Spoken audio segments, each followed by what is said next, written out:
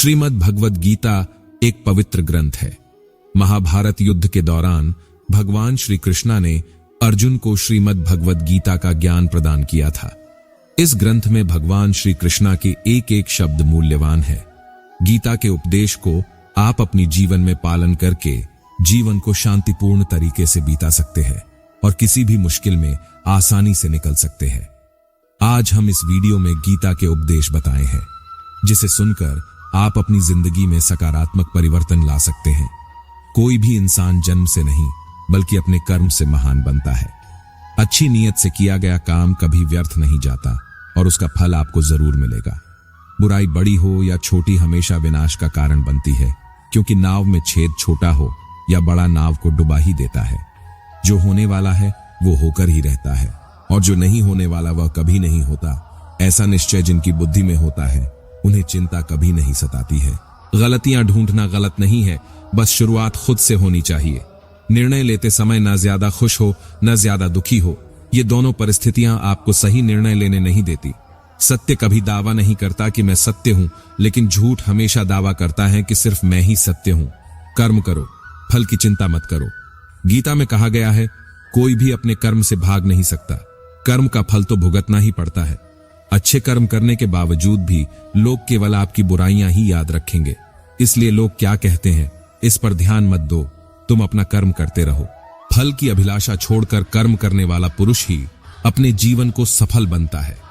मैं किसी का भाग्य नहीं बनाता, हर कोई अपना भाग्य खुद बनाता है। आप आज जो भी कर्म कर रहे हो उसका फल आपको कल प्राप्त होगा, और आज जो आपके पास है वह आपके द्वारा पहले किए गए कर्मों का फल है। इंसान हमेशा अपने भाग्य को कोसता है, ये जानते हुए भी कि भाग्य से भी ऊंचा उसका कर्म है जो स्वयं के हाथों में है।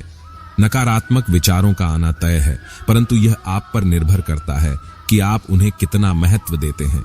जो अच्छा लगे उसे ग्रहण करो और जो बुरा लगे उसका त्याग, फिर चाहे वह विचार हो, कर्म हो या मनुष्य। मैं भूत, वर्तमान और भविष्य के सभी प्राणियों को जानता हूं, किंतु वास्तविकता में मुझे कोई नहीं जानता। जब भविष्य धुंधला पड़ने लग जाता है तब आपको अपने वर्तमान में ध्यान केंद्रित करने की आवश्यकता है। जो पैदा हुआ है उसकी मृत्यु भी निश्चित है, जैसे जो मृत है उनके लिए जन्म। इसलिए जिसे बदल नहीं सकते उसके लिए शोक मत करो।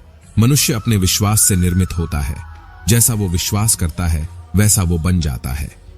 आत्मज्ञान की तलवार से अपने हृदय से अज्ञान के संदेह को काट कर अलग कर दो। उठो, अनुशासित रहो। जिस मनुष्य के पास सब्र की ताकत है उस मनुष्य की ताकत का कोई मुकाबला नहीं कर सकता। मनुष्य को जीवन की चुनौतियों से भागना नहीं चाहिए और न ही भाग्य और ईश्वर की इच्छा जैसे बहानों का प्रयोग करना चाहिए। शिक्षा और ज्ञान उसी को मिलता है जिसमें जिज्ञासा होती है। जिस प्रकार अग्नि सोने को परखता है, उसी प्रकार संकट वीर पुरुष को। जो व्यवहार आपको दूसरों से पसंद ना हो, ऐसा व्यवहार आप दूसरों के साथ भी ना करें। अनुशासित व्यक्ति ही अपना तथा समाज व देश का विकास कर सकता है।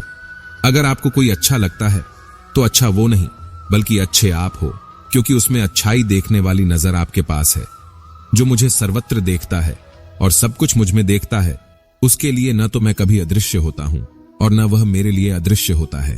वक्त से पहले मिली चीजें अपना मूल्य खो देती हैं और वक्त के बाद मिली चीजें अपना महत्व। आत्मा न तो जन्म लेती है और न ही मरती है, आत्मा अमर है। व्यक्ति जो चाहे बन सकता है यदि विश्वास के साथ इच्छित वस्तु पर लगातार चिंतन करे। मन की शांति से बढ़कर इस संसार में कोई भी संपत्ति नहीं है।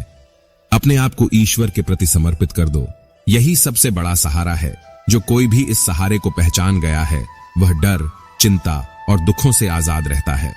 जब इंसान अपने काम में आनंद खोज लेते हैं तब वे पूर्णता प्राप्त करते हैं।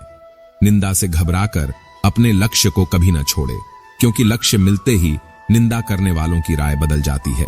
हमेशा संदेह करने से खुद का ही नुकसान होता है। संदेह करने वाले व्यक्ति के लिए प्रसन्नता न ही इस लोक में है और न ही किसी और लोक में।